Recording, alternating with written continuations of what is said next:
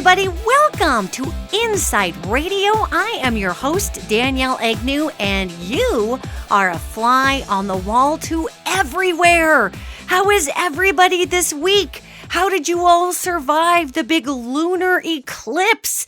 Was that something or what? I mean, people were writing to me from all over the place, talking to me about how they were so dramatically moved by the energies. I mean, I felt all of those energies of that lunar eclipse. That was pretty amazing stuff. That was intense. It was intense. I had a hard time sleeping. It was wow. It was about 3 days of mucking through some pretty deep, yucky, emotional stuff, really, to get through to the other side. Yet here I am, and I'm all refreshed, and my family and I had gone up to Bighorn Canyon, which is created by the Yellowtail Dam, and it's a 71-mile long lake that covers Montana and Wyoming. It's pretty awesome. And some family members of ours have a boat, and it's our yearly trip. We go up there, we stay in Hoodoo Canyon, we leave little goodies for the little people up there, which are elementals. We do some fishing. This year it was all catch and release because nobody was really feeling like whacking a fish over the head. That was a little abrupt considering all the changes we have in the world right now. So we just had some fun and we communed, and it was so powerful to sit in that space where literally only about around 245,000 people a year go to this lake. It's really hard to get to. There are only 3 launch points into the lake. One is in Montana at Oka Bay, and one is in Lovell, Wyoming. And there's a midpoint called Barry's Landing, and I'm not actually sure how to even find that because we've never used it as a boat launch. Yet being up in that canyon was such an amazing connection to the power of the earth. And I love to sing in that canyon. I mean, it's so super cool and echoey. And I've got some videos floating out there on YouTube somewhere of me singing in the Bighorn Canyon. And I ended up singing some weird little patriotic songs, but they just seemed right in that moment. I mean, I'm standing in this incredible canyon and it's beautiful, and I'm singing God Bless America because I was just feeling it in that moment. I mean, it was just an incredible situation. We went swimming in this reservoir. And the reason I'm bringing this up is not to give you a lowdown on our family vacation, yet to really inspire you to think about places on this earth that you can go to connect with nature, because the earth remains constant. And we're going through so many changes right now that are so crazy and so big that it's very important that we connect with a constant pulsing source. So being up in Bighorn Canyon was really amazing. I mean, there really is nowhere else I've ever been that is like this canyon. You look at pictures of the Grand Canyon and it's pretty majestic and pretty incredible. And this is a slightly smaller version of that with limestone walls and geodes everywhere and fossils. So much energy comes out of this canyon. It is palpable. And even in yoga today, when I went to yoga, I'm doing my yoga and it's hot yoga, so I'm sweating. And of course I ate a bunch of garbage, which we aren't supposed to eat as empaths, but there's something about being on the lake. I was just craving red vines. So I'm just eating red vines and I'm just sick as a dog today because of it. But it was fun at the time. So I'm eating this, treats and just nutter butter, peanut butter sandwich cookies and all these things that I know I cannot process with all the corn syrup and all these poisons in it. Yet, man, it goes back to that 70s childhood when you're on the water. And we're zipping through this canyon. And the earth is speaking to me the entire time that we're there. And the earth is saying things to me like, how are you? How have you been? What are you focusing on? And the earth elemental regions that are so powerful, like Bighorn Canyon, have this energy that just says, hey, why are you freaking out? I mean, give me your pain. What are you freaking out about? And it's a different vibe up in Bighorn Canyon because, it was a very sacred site to many Plains nations. There were so many Native American chiefs that were buried in caves there that were along the river before they dammed it. And they began building the dam in like 1968, and I believe it actually began filling up a couple of years after that. So in the early 70s, when my grandparents were taking me up there to go boating, there were still trees that were rocketing. Literally, you'd be zipping down the lake and a tree would just rocket up like somebody shot it out of a cannon, a pine tree, and collapse onto the surface because those trees were still releasing their roots from the bottom where this, incredible canyon had been flooded. So on one hand, it was a tragic and really disturbing, wrecking of an incredible natural resource in America.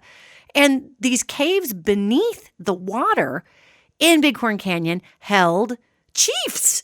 We're talking generations of chiefs and these amazing cave paintings that would blow your mind. The only reason that I even know these cave paintings were in existence is because you can actually search up through National Geographic pictures of what the Bighorn Canyon looked like before they flooded it. And we are talking incredible limestone caves with huge vaulting ceilings, stuff that looks like it came out of Game of Thrones, gang. Just stunning, stunning, stunning, okay? Super stunning. And again, all of this documented tribal history for so many nations, primarily the Crow Nation. This canyon sits on the Crow Reservation as it stands. Yet there were many, many chiefs that were buried there. So what's so sad to me is the fact that I'm boating on this incredible reservoir with our family, and it's so much fun, yet underneath the water was just so much destruction. And when I was a little kid and we would go up to Bighorn Canyon, it was scary. Think about it. 1975, I was about maybe 7, 8 years old. In 1975, that canyon had only been flooded, say, maybe 3 or 4 years, maybe 5 years. And if you think about that, that's a lot of very angry elements, that there was so much life that was killed because of all of that water that was brought in. Now, the interesting part about this is many, many, many, many, many years later, now there's tons of fish in there. There's a different type of wildlife that comes down and can always drink the lake water. So the land is not nearly as furious as it was at one time. Yeah, when I was a little kid, I wouldn't even get in that lake because I could feel that water was just angry. It was angry, and you had hundreds and thousands of years dating back to near prehistoric times of history that were written on cave walls flooded because back in those late 60s, early 70s, we just really weren't paying all that much attention to indigenous nations' histories nor their needs. And we really aren't anymore either. However, back then it was really, really bad.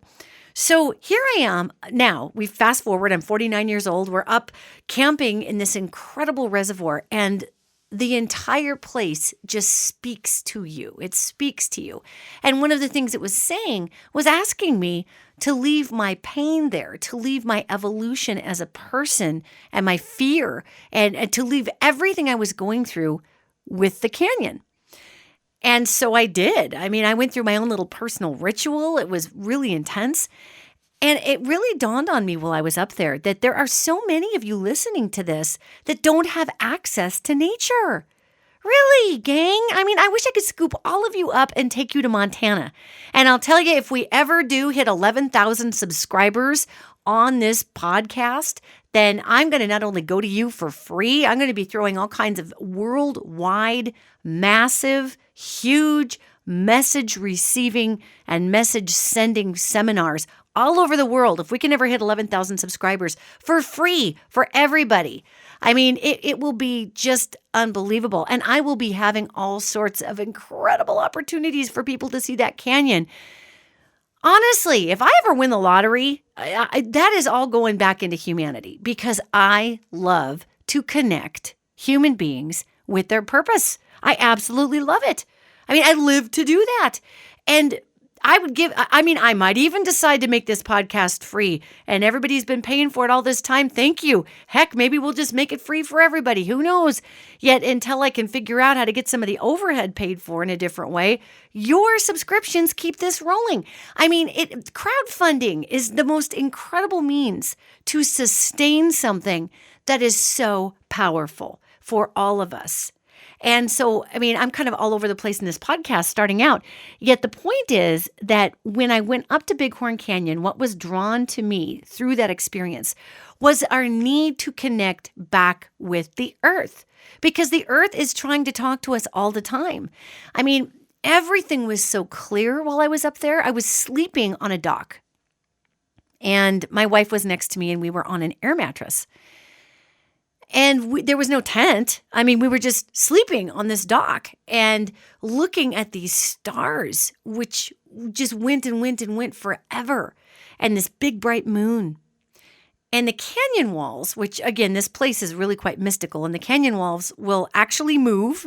The Crow Nation used to tell people not to go down into the canyon because the little people, if they didn't like you, would move the walls around, and they do. And there's a whole bunch of stories of people getting lost in there, even with GPS, just getting lost because the GPS is no longer matching up with what's going on with the canyon. So yeah, that's another podcast though. Mystical places doing mystical things is another podcast. The point of this podcast is keying into the elements of the earth, because while I was there looking at the stars, feeling these ancient, and I mean ancient, canyon walls that at one time National Geographic claimed to be one of the most mystical and breathtaking places on the earth. Okay, Bighorn Canyon in Montana and Wyoming. You gotta go if put it on your bucket list. Seriously, if you don't have a boat, go down to the Lovell, Wyoming side. You can rent pontoon boats down there, get a bunch of friends to go in on it. Maybe find somebody who knows the canyon or knows the area, because it's not the safest canyon to drive a boat through. There's a lot of driftwood. There's a lot of weird rocks underneath of this 500-foot deep water that all of a sudden will go to a 50-foot shelf because there's a canyon underneath the water. It's incredible. Yet I highly recommend everybody going. It is such a transformational experience. In fact, as I'm speaking to you, I'm getting this real big awareness on me saying, well, why don't you take people through there? Why don't you do retreats through there? And I'm thinking to myself, God, I got to figure out how to make this happen. This would be completely awesome. Okay, I'll figure it out. Yet until I can figure that out, you all getting to a place where you can feel the earth is important.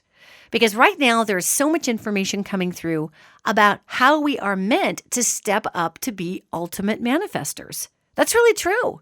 It's really true. And people don't want this message to get out, gang. They don't. We want to believe that we have to go through some weird certification course before we can actually bring manifestation through, before we can bring creation through. That's not true. Creation exists in each one of us. It's an innate power. If you want to call it a power, I think that's kind of cheesy.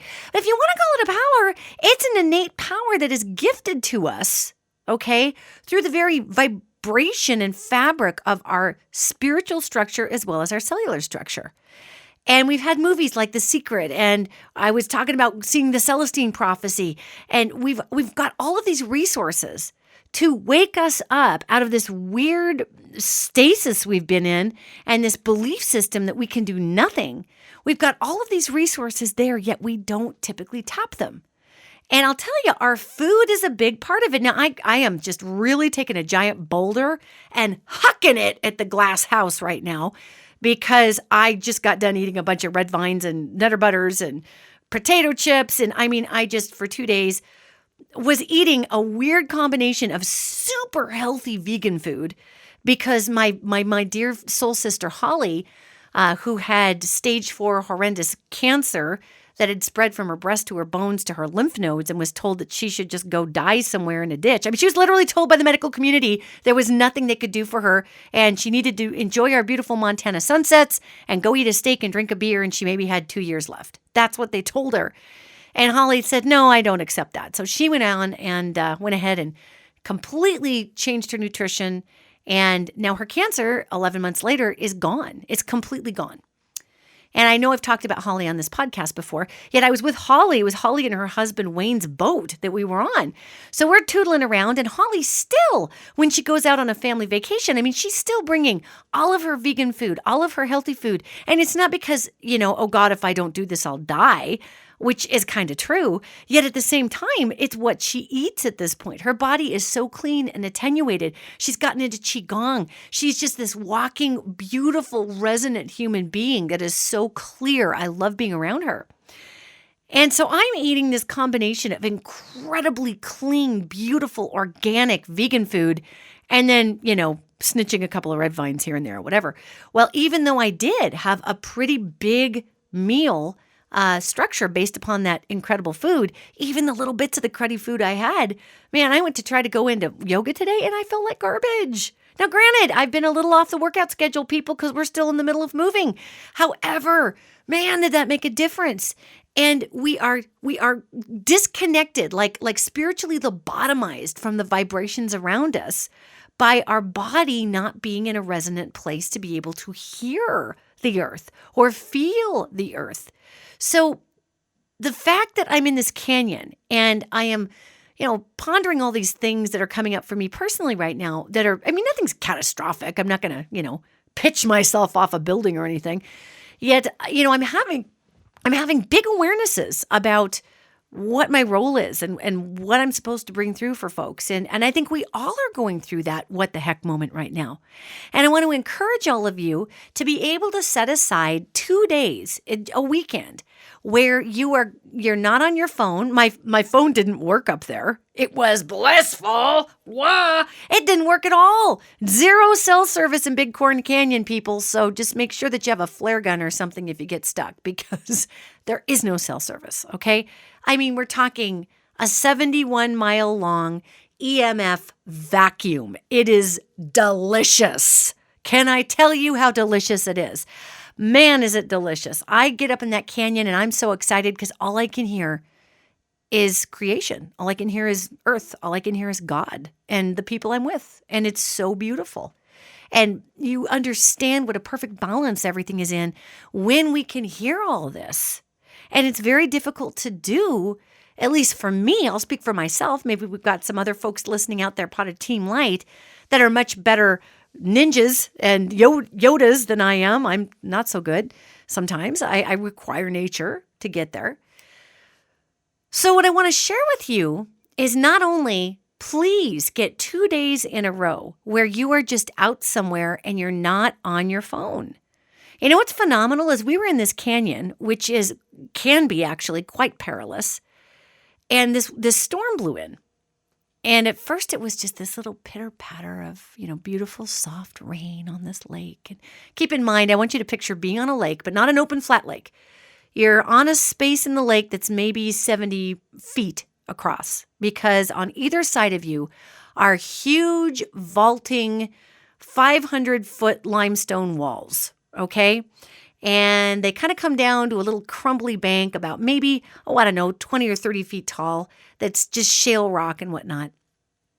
And there's trees and poison ivy and all kinds of, rattlesnakes and stuff that's out there that just lives there, and raccoons and whatever. And you're in the shade, and then you hear thunder crack and just echo down this canyon. And the echo is so tremendous that it just goes and it goes and it goes and it goes. It is literally, I don't even know how to describe this if you've never been in a place like this, okay? Because you got water on the bottom and you've got limestone on the sides. So sound is unbelievably reflective. So we're fishing. And again, it was all catch and release. And my friend Wayne was pulling up those catfish and releasing them and kissing them literally on the mouth and putting them right back in the water, and off the little catfishies swam. It was kind of cute. So here we're in this giant canyon, and pitter-patter of rain, boom, goes the thunder. Well, pretty soon it starts to pick up, the rain. And we're all just hoping, let's just hope this blows over. Because actually we're in the Bighorn Mountains with all of this. We're in the Pryors and the Bighorns. You don't want a storm when you're up there. Well, pretty soon the rain started coming down harder. So we thought, well, we better get out of the canyon and get back to our camp spot. And about halfway through, because we were clear back in this windy spot in a spot called Hoodoo Canyon, and it's a side canyon. And the rain was coming down so hard that we had to pull behind a rock wall to try to get away from the wind. There is hail coming down, and Holly and my wife are down in this boat had a little bit of a cabin below, and so they're hiding down there. I'm up taking a video of this thing because the wind and the rain and the hail was incredible. It was dumping so much water into the boat because we didn't have time to put the rest of the canopy up. It was unreal. So you kind of want to be prepared when you're in a space like that, because when the weather turns, it's pretty terrible. So this giant storm comes through, yet it washes out everything. I mean, it makes this canyon just pristine. Now, our camp spot was completely drenched. That night we slept in the boat, which was crowded with 7 people, yet we figured it out. And actually, no, I guess it was only 1, 2, 3, 4, 5 of us at that time. We had 2 more people we picked up the next day. It was still pretty crowded. And during this time, even with all of this mass nature destruction that was happening, and water was rushing off the canyon walls, I mean, it was a lot of water. Still, I felt remarkably safe because it was just a storm. And even the storm blowing through was like, hey, everybody, it's summer. We need to drop some water here so the plants will keep growing and we're going to move on. Well, the next day it was 90 degrees and it was very, very hot. And we went swimming in the lake. And the water itself tells such a story because it's submerged into these ancient caves. So the water ends up being really, really healing there. And the water was telling me this story about how we've forgotten who we are as a species, about how we've lost our way and we become so preoccupied with minutia in our lives that we've forgotten that everything is provided for us. I mean, this was literally the story the water was telling me while I was swimming in it. And it was kind of, it was a bit of a coaxing to get me into the water because there's a lot of great big fish in that water. And I know they don't eat people, but there's humongous, huge bass and huge sturgeon. And just whenever you have water that's 500 feet deep, and 200 feet deep, you have really big fish, okay? And so I'm swimming around and the water's trying to communicate with me. And it's saying to me, when are you going to trust me that I'm not going to kill you? And I said to the water, well, I do trust you. I guess I just don't really trust some of these really big fish that I'm swimming around. There's channel catfish in the Mississippi that swallow people and, whatever. And the water comes back and it says, when are you going to trust me to not kill you? And I really got to thinking about this. I thought, wow, this water is so gentle and it's so sweet. And I am so flippin' paranoid in here because I can feel that 70-foot sturgeon, 200 feet below me, and it's freaking me out. However, sturgeon are bottom feeders. They're not going to come up and eat me. They don't eat me anyway. I couldn't fit in their mouth anyhow. I mean, this is just irrational fear. And that's when the water said to me, give me your fear. And I said, well, I'm afraid that that a cold spring will come in and it'll be too cold and I won't be able to swim well. And I'll be darned if all of a sudden this really warm patch of water didn't wash right over me. And I was kind of drifting a little too. And yes, I was by a space of rocks that was just barely under the water, but the sun was reflecting off of those rocks. And it literally made the water probably 15 to 20 degrees warmer. It was really, really warm. I mean, it was that much warmer. It was almost like a small hot tub. I couldn't believe it. So the water kept trying to engage me in conversation. And pretty soon, I just lightened the flip up. And I had swum out there with some sunglasses on and a cowboy hat, and I was trying to keep the sun off my face and blah, blah, blah. Pretty soon, I've got my sister-in-law up there, and we're just letting it all hang out, and we're jumping off these big limestone rocks into this super deep water, so it's not like we're going to hit the bottom. I mean, literally, the bottom is 200 feet below us, and we're just jumping off and having the best time. And as I relaxed, I could feel more and more provision in this earth environment. And it was really humbling to realize that I was acting like such a weirdo. It was me. I mean, the earth was sitting here saying, Bring me your fear. Bring me your pain. Give it to me. And overall, I'm a pretty chill chick. I get an opportunity to chat with angels. And so I'm generally pretty chill. Yeah, we're human and we all have our stuff. And here was this water just saying, when are you going to trust me that I'm not going to kill you? And then as I relaxed, all of a sudden this earth energy just came flooding in. And I realized it was like a light switch that went on, gang. And this is what I want to share with you. This is why I hope you can all get to a natural place of some kind for 2 days. Turn off your phone. You won't die, okay? I mean, if you want to use your phone as a camera, put it on airplane mode so it can't send and receive email. Just make sure that it can't hook onto anything, and use it as a camera.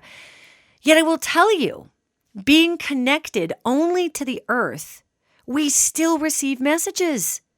And it really drew my attention to how distracted we are by our handheld devices. Really distracted. The messages that I was receiving were so profound, and they were all about just be who you are, Danielle. Bring through the messages that you're here to bring through. Because honestly, gang, sometimes I have some hesitations about bringing through some of these messages because they aren't always, happy and puffy. And it's not like I'm editing myself to be some weird commodity that only, poops unicorns and rainbows. I mean, I'm not being that person. I'm just saying there's a lot of responsibility with this job. And you want to make sure that you're in a good space when you're bringing information through and you're not misleading with your information. So with all of this, I was so just blown away by the amount of information that came through to say, no, you're here to do what you're here to do, as are all of you. And that's what I want to tell you today. We are all here for a reason. We are all here for a purpose. If every single one of you listening got onto Facebook Live and spouted your truths, which of course truths are different than our facts, and our truths are going to be different, as we talk about that quite often, yet bring your truths forward. Get on Instagram. Get on Facebook Live. Let people hear your opinion, because it is all of us coming forward that create the incredible changes that we're going to see in our new world. Really, all of us. I'm one little piece of the puzzle. You're one little piece of the puzzle. I mean, everybody's one little piece of the puzzle. I was marveling as I got back and actually turned on my phone, and every single human being in the world had texted me. So my phone sounded like it was playing a really upbeat dubstep Christmas carol by the time all my texts were coming in. And I could feel the weight of those texts, gang. That's the weird part of it. I'd been in this incredible insular space where only the earth and I had been Bluetoothing, and I had been sharing incredible information with family that was so substantive, and they were sharing incredible insights with me. And we were playing in the water and looking at the stars and genuinely just loving one another's company and exploring parts of this great, amazing prehistoric canyon that is literally billions of years old. I mean, it is so phenomenal. And then come the texts. And you want to talk about a buzzkill of gregarious proportion. Those texts, it was unbelievable. Just boom, boom, boom, boom, boom, boom, boom, one right after the other. And I could, the energy that was attached to them, the energy of the world that we have created on top of perfection was almost sickening. I mean, I was glad I got some of those texts. I needed to get some of those texts. They were functional. However, at the same time, I could just feel this heaviness come through because we have created a world on top of a world. And the world that we've created the world on top of, that is the world where the manifestation happens. That is the world where the magic lives. Magic is real, people, okay? It never went anywhere. It never went anywhere. We went somewhere in our consciousness, okay? We did. And when we get back to being able to just focus with the earth, we hear the earth. And the earth literally says, why do you think I keep trying to kill you? I'm not trying to kill you. You're trying to kill you. You're trying to kill each other. I want to help you. I want to support you. I want to bring you to the next level of you. So join me in this. Commune with me. Take the time with me. Allow me to help you. Remind you what a manifester you are. And we're gonna take manifestation, gang. We're gonna take it one step forward into being creators, okay? Because manifesting is really pulling energies through to bring something to you, or to basically make it be, like it fades out of the mist towards you, like that island in King Kong as you come up to it. Being creators is a little different. That's more like, okay, I'm going to snap my fingers and bingo, there's my outcome. Sometimes the universe takes a little more time than the finger snap to the creation, because there literally is stuff that we need to do that's important at that point. So we are working towards that end. I mean, it's pretty amazing. Yeah, we are creators. We are if you want to go with manifestation, that's fine too, but we are creators. All right? And let's take LeBron James. And I started to talk about, LeBron, I think, and I got off topic, or maybe I thought I was talking about him. Anyway, his school that he just came out with, where there's free food and free bikes and helmets for everybody. I mean, it's a public school that takes 244, I believe that was the number, you might want to Google that, at-risk students, public school. And has them staying there a little longer. They stay there from 9 to 5, so it's a longer school day. And so parents actually can go to school and or go to work, and not have to worry about daycare or what to do with kids. I could never figure out school schedules. This is an insert here, because our daughter, schools obviously start at 8 a.m. and they get over at 3. And there's an hour for lunch, or 45 minutes, or whatever they give the kids these days. And what I couldn't figure out is who is home at 3 o'clock. Well, I remember the 70s when I was a kid, and moms started going to work. And we were the first generation of what they called latchkey kids.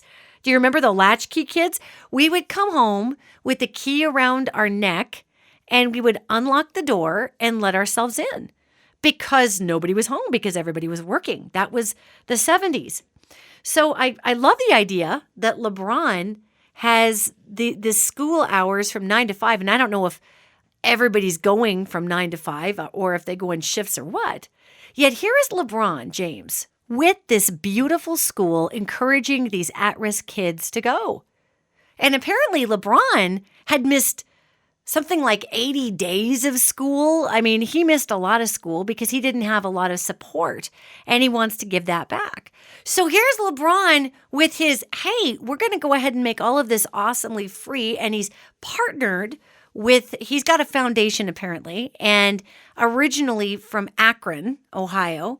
And so there was a nonprofit that also partnered with him to make this school happen. Yet again, we go back to the crowdfunding idea that we were talking about at the top of the hour. I mean, look at all of you who with $5 are able to keep this station running. And some of you have higher subscription units. Some of you with your $45 are keeping amazing programs going for people all over the place. I mean, this enables so much information to get out there. So here's LeBron taking this concept to an all-new high with this public school that enables kids to have all this free stuff, including, breakfast, lunch, and dinner. It's all free. It's just amazing. And there it goes. And I'm looking around online, and of course, most of the comments are amazingly supportive, because this is as it should be. If we all gave just a little bit, there would be so much for all of us to go around. But we don't want to pay any taxes, because the taxes get used for terrible things, and they do get used for terrible things, and bureaucrats and blah, blah, blah. Yet when we go ahead and go about crowdfunding in a different way, like LeBron did here, in essence, through a nonprofit, and I'm sure that they drummed up funds to make the school go. I mean, it's really amazing what can be accomplished in this feminine time frame, because LeBron gave himself permission to be a creator. Okay, now look. I know it's really easy for all of us to go, well, God, that's LeBron James. I mean, he walks down the street, and most of us eat a burrito and pass gas, and LeBron passes dollar bills. I mean, come on. Yet that's not true. It was his intention, and he didn't do it by himself. He partnered with incredible people that had those resources and the knowledge base. LeBron is not afraid to be a creator. So why do we put ourselves in the space to not create? You know why? Because we say to ourselves, well, I don't have the money, or I'm not famous enough, or I don't have a platform, or who would listen to me, or I don't have enough letters after my name.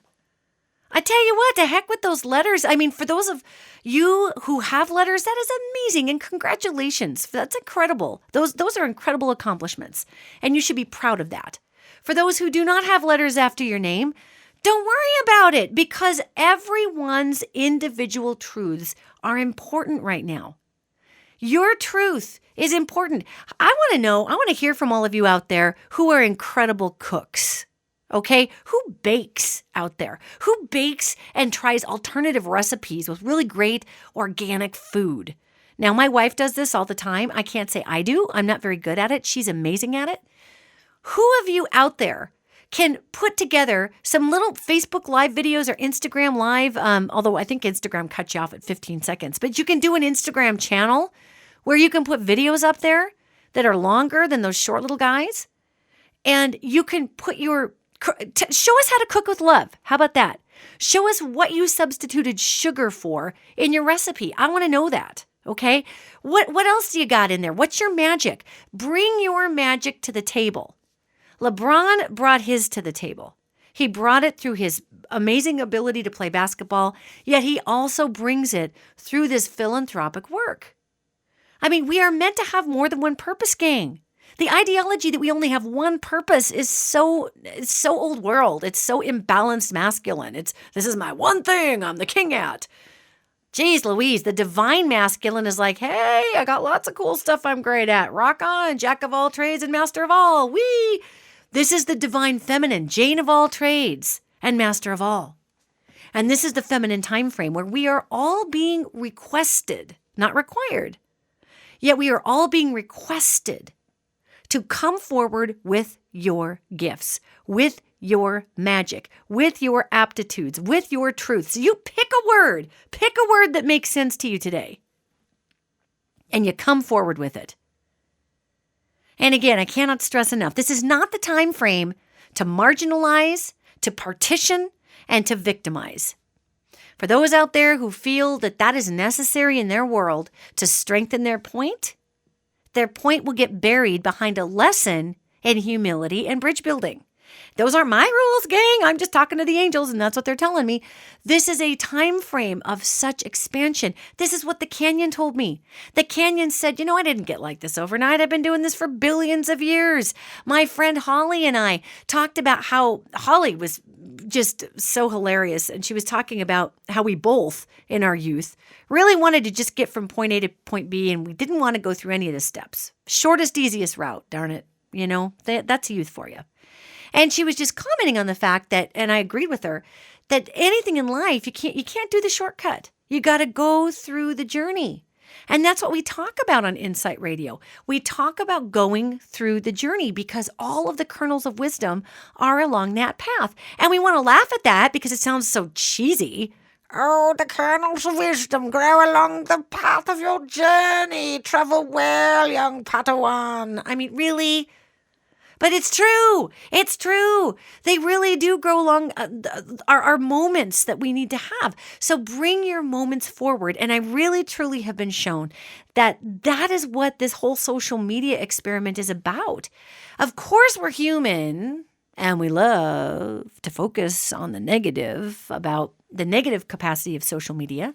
And yes, when you are in that canyon and there's no cell service and you can't get to Facebook or Instagram or Twitter, yes, I was doing a little bit of a woot woot in my own way because I allowed myself to just be in that moment and just soak it up. And it was really incredible because I was told and I learned and I was in a place of great humility under this billion-year-old canyon. I'm not even kidding. I mean, you look at the layers of this canyon and we're talking a couple billion years ago, this sediment was made and that was made. And here's where ash and a volcano happened. I mean, we're not talking like a few weeks ago. This is old stuff. This is ancient earth wisdom that's talking through the water. And of course, we know that water is a huge electromagnetic semiconductor. So yes, did it flood out these incredible Native American spaces, which is just sickening when I think about it. Yes, it did.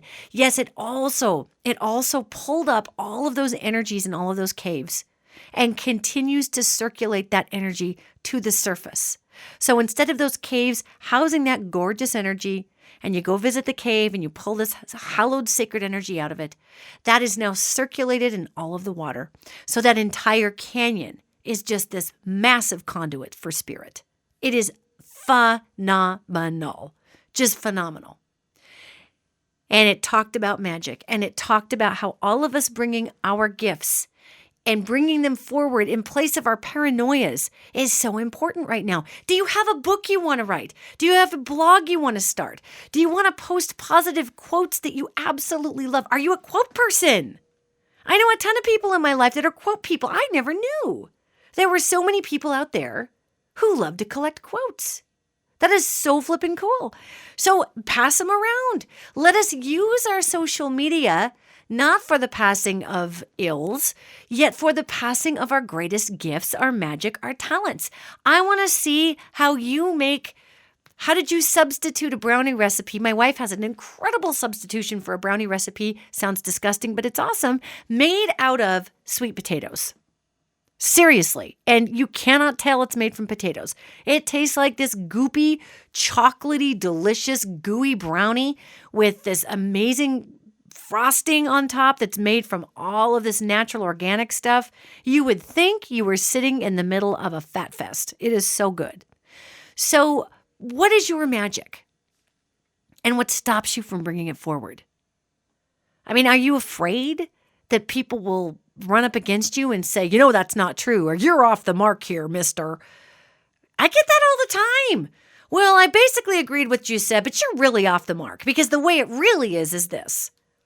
Okay, rock on. Somebody just expressed their truth. I didn't die of it. I didn't feel lesser than. I didn't feel like my message was not achieved. I didn't feel like a loser. Somebody just brought their own truth forward. Are we afraid to bring our truths forward because we're afraid of the bullies, the trolls? Gang. Love conquers everything.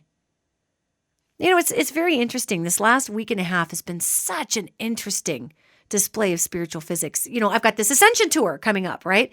And our first stop is September 8th in Portland, Oregon.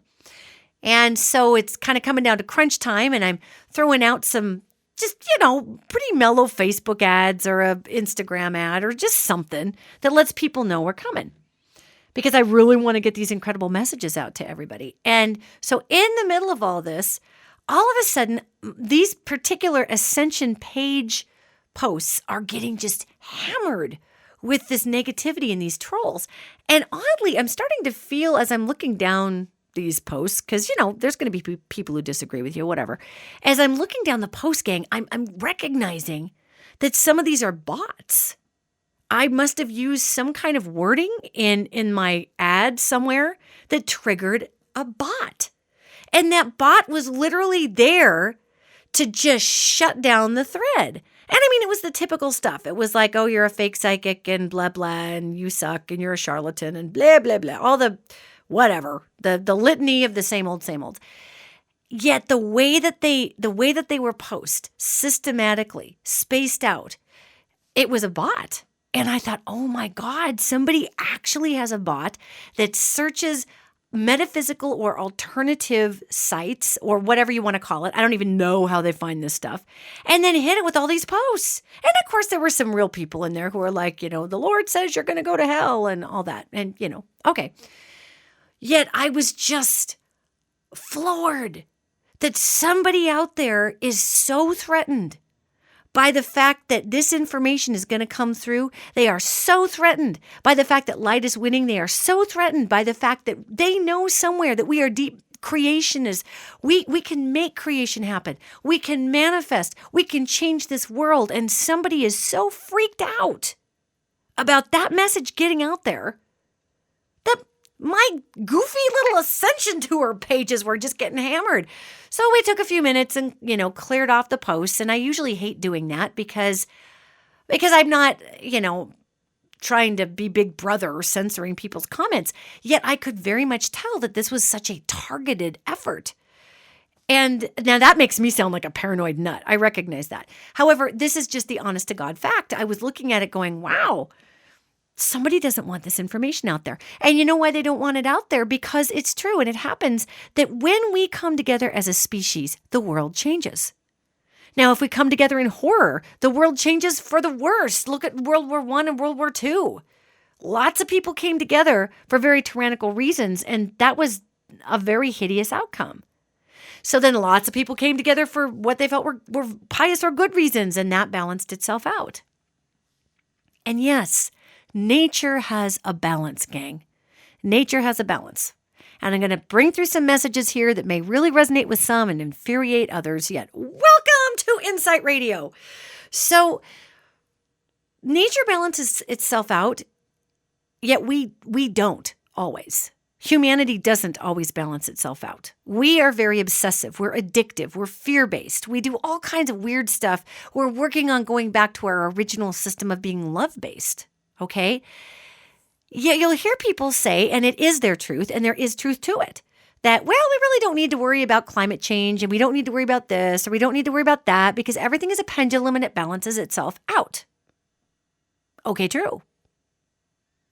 Yet humanity, if humanity does not choose its own sense of balance, doesn't have to be part of nature balancing itself out, gang. You know, when we're zipping down that canyon and I am feeling every layer of every prehistoric and just ancient time frame that went through, and I can feel it just staring at me out of these walls. It's an incredible feeling to be physically faced with all time at once on this planet, at least back a couple billion years. I mean, it was intense. And the one thing I can tell you was that people, human beings, we barely even occupied any of those walls' bandwidth. Please hear this. We were like if I could draw you a diagram of where the human species was on these canyon walls, you would have 2,000 feet of limestone and composite rock and amazing stuff, and about the top, maybe half inch of soil on the very, very top was humanity. So understand that though nature will right itself, humans don't necessarily have to be part of that righting process if we do not right ourselves. That's just a true fact. There is such a hubris with humankind that is just sure we'll make it no matter what. And I that always makes me laugh because we've been wiped out as a species 2 other times. I mean, almost completely down to the quick, just to a little bitty pocket of people that repopulated. And we are now in the third, if you want to call it the third era of humanity. This is the third one. We keep just getting wiped out and we're like a bad bug, man. We just keep coming back. Woo, you can't keep a good human down. We'll reproduce and we'll get back at you.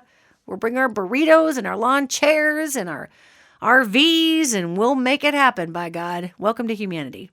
We are a resilient species. Yet it's important for us to note that one of the biggest gifts I received out of being in this canyon was realizing that though there is a system, though nature rights itself, though there is all provision there, the chaos humanity chooses to align with really puts us on our own trajectory. And I don't like that truth. I don't like that fact, yet it is a fact that as we disconnect from nature and we go four-wheeling on our own weirdness journey, nature can't really help us with that. Nature is going to do what it's going to do. And if we are not in sync with that incredible system, then we're kind of on the outside wobble there, hoping to God we just work it out somehow. Now, does God factor in? I mean, I just brought in God, so let's talk about that. For those who believe in God, does God take care of humans? Don't angels take care of humans? Well, yeah. Yet, even the creation, even Creator, even Mother, Father, God, even the great life force does not save any one of us from our lessons, does not save us from ourselves. Now, occasionally I really honest to God have seen angels dive in and save individual people from catastrophic things that come about from living in a chaos-driven environment, like, oh no, a piano almost fell on your head. But wait, my guardian angel saved me. I mean, weird stuff once in a while, because we do live in a lot of free will and chaos, and periodically our angels do act as goalies, just once in a great while. Yet overall, the role of nature is to evolve. And what this canyon told me, by being able to stand in front of all of these layers of all space-time, what this canyon told me was that we, meaning humans, were in such a place to be able to become one with the earth and resonate such a healing vibration that we would heal our bodies, we would heal our water, we would heal our air. I don't know that we can necessarily heal our climate changes, yet we will make a dramatic impact on the climate change. So that lessens this 5 feet of water that's supposed to raise over our coasts over the next 80 years. The earth literally said to me, I am you and you are me. And that is such a message I've been receiving from the cosmos. I am you and you are me. See how steady I am? See how I endure all things. See how I destroy myself and I recreate myself. See how I support life on me. I am you and you are me. I am dependent upon you and you are dependent upon me. And the funny part of that message was when I received that, I thought, you're the earth. You're not dependent upon me. I'm just a human. And those canyon walls said back, I am you and you are me.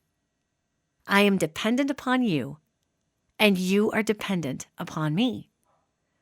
And I had to think about that a minute. I thought, you are dependent upon me? And of course I go to the problem-solving left brain section of myself, which is very detail-oriented. And I start thinking, well, are you dependent on me to not pollute the planet or to figure out a way to plug the ozone up? Or because now that we've got this big hole up there, is this what you're dependent on me on? And the earth came back and said, I am you and you are me. And finally the light bulb goes on over my head. And I thought, oh my God, I am the earth. I am part of the earth. I might destroy myself and recreate myself. I might bring hell upon myself through my own weather, or I may bring sunny skies. What am I doing?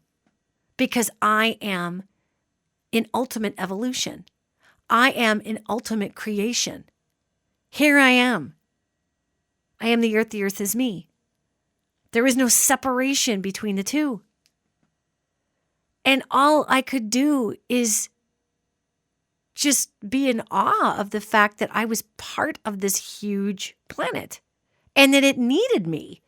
We like to think of the earth as not needing us or like we're a parasite on the earth. And quite frankly, we do act like a parasite. We act like a cancer, eating what's not supposed to be ours and dumping crap in the oceans. We spread like crazy. We are so disconnected from this incredible body that keeps trying to beckon us back and say, hey man, hey ladies, hey beings that do not even relate with a gender.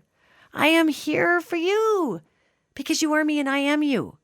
Why are you trying to convince yourself I'm something different than you are?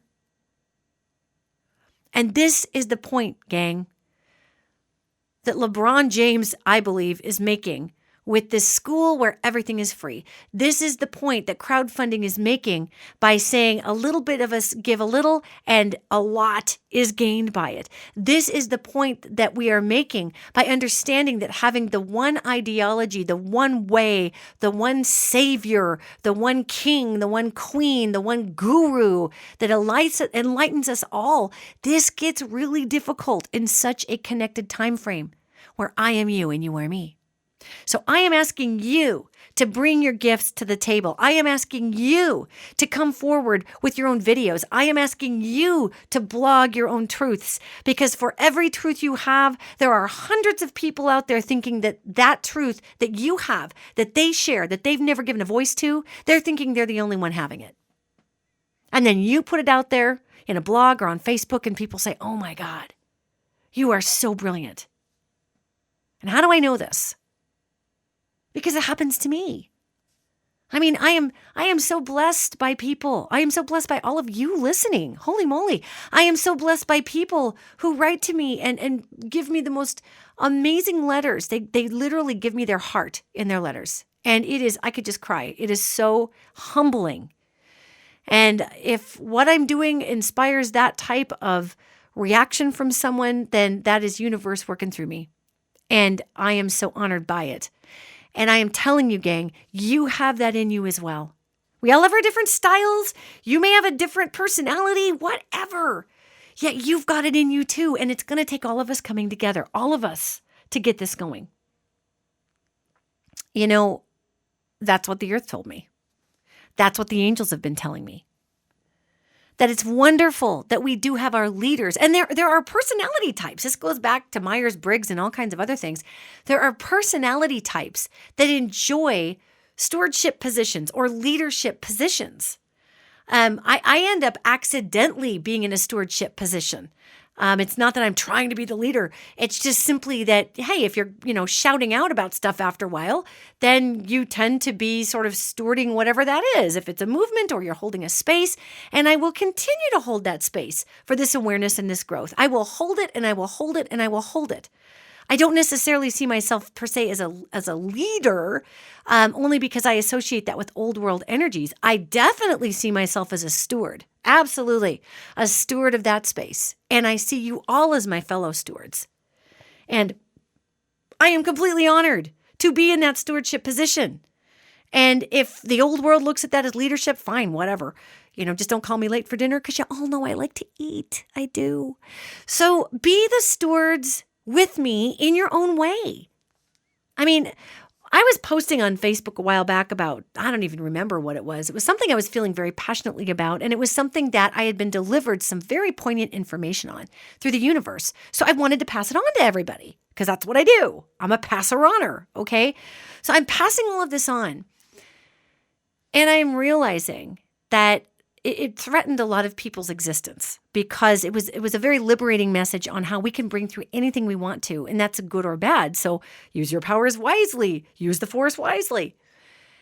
And I was fascinated by how angry certain people became because they literally were reading something that told them that they could do anything. And it was fascinating to see the litany of negativity that blew up over that. About how we can't just do anything and that only God can do those things. And why am I trying to convince people that the impossible is possible? And that was giving false hope. And all of this bizarre rhetoric that we've all been taught that's supposed to keep us safe. And it's all just such bullcrap. It really is. However, that is my truth that it's bullcrap. It was not those people's truth that it was bullcrap. In fact, it was their truth that it was true. And it was their truth that I was misleading people horribly. And that would lead people to a crash and burn because those folks had been wounded by not having things turn out a certain way in their life. So they've created a future out of past wounds. They took past wounds and projected them onto the wall in the future and made their future subject to every past piece of hell that they ever went through. Geez, try not to do that, okay? Hey, everybody's welcome to their own truths, yet I will tell you, from a spiritual physics standpoint, the facts of spiritual physics remain that if we really want to make life hell on ourselves, universe is going to let us do that. Because the universe is saying, well, you must be trying to learn a very valuable lesson through this. And universe is going to let us just fold in on ourselves. So what did this canyon teach me? It taught me that we have been just a blink in the evolution of the earth. Yet even though we're a blink, we are needed. And we're definitely needed at this time. Our special magic and our special mojo is needed to come forward to help the planet. It needs our help. It wants our help because it is us and we are it. It's not a separate thing. It would be like me looking at my foot going, well, that is the foot and I am the face and this is my brain. It is one body that moves forward. Now, I'm sure my knee has a lot to say to me after jumping off some rocks and twisting around like a fool in the water. I'm sure my knee has a lot to say to the rest of the body about, hey, that really kind of sucked there, sister. And maybe you should be going to, your kinesi program a little more often and get yourself in a little better shape before trying to do that. Yet the body said, let's do it.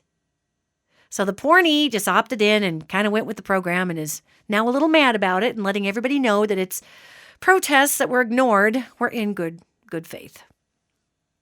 We are one body with this planet. We are in one body with Mother, Father, God. We are in one body with the angelic realm. We are in one body with the spirit realm. We are in one body with the food we eat. We are one with every single thing. We are one with the dog poo on the ground. We are one with the pollution in the sky. We are one with every single thing. So why not fill our world with more beautiful things and high vibration things than the dog poo things? Because we are going to absorb all of it, because it is us and we are it. And it blew my mind as I floated in that water, feeling those giant sturgeon below, feeling those little bitty bass to my right, and little bitty, I don't even know what they were, these gold funky little fish to my left. To know that humans mattered to this planet that much, it just made me cry. It made me cry with humility. Because we sure don't look at the earth like that. But the earth looks at us like that. So if you can get yourself out into nature, even for 2 days straight, if you have the type of job where you can leave your phone turned off, leave it off. The world didn't cave in because I didn't have access to social media or my texts in 2 days. But my brain breathed. My heart breathed. I am full of knowledge that I didn't even have before that experience. And I've been up to that canyon dozens of times as a child, yet our earth has never needed us as much as she does now, or he, she, or it, or whatever you want to call it. Our earth needs us because we are it, and it is us. And we need each other. So use somebody like LeBron James as a great template that anything is possible. Do you ever think you'd see LeBron opening up a school with free resources for kids? Welcome to the feminine time frame, where we all must birth into the world that which is brought upon us to deliver. And just like a brand new mama can't just only deliver a baby from the womb and say, nope, that doesn't have anything to do with my heart, my lungs, my liver, my blood sugar, nothing. It's only going to grow in my room. We cannot partition our energies in this realm. We can't. And I know that sounds like a lot of responsibility, but it's not if we just relax and release and let go into this system and wake up out of this matrix. And I know we're all working on it, gang, and I love you all. And I am so proud of all of you. So listen, I got my engineers looking at me like, please just stop talking. Please stop talking. So I'm going to wrap this up here. And I want to let you know that, again, if you are in Portland on September 8th, we are launching this Ascension Tour at Unity of Portland, and you can go to ascensiontour.com to grab your tickets there. Our next event is September 22nd in Boulder. Then our next one is in Minneapolis. Just go and check out those tour dates, because the goal here is to get everybody that we can to show up. Because the more of us that are in one room, this is where we get this incredible, resonant, connected opportunity. And we're going to be doing some meditations, and you're going to be hearing channeled messages for our times and what's going on and what's happening with humans. And I'm going to be taking your questions and answering them. And for those of you that want to do the VIP ticket, you get the whole event, plus 40 of you will hang out with me afterwards, and we'll just talk about dorky, fun stuff. Yet this isn't about selling tickets as much as it's about making sure that folks are there. And sure, you buy a ticket and you get in, okay, that's a tertiary function of going. Yet let's get people there.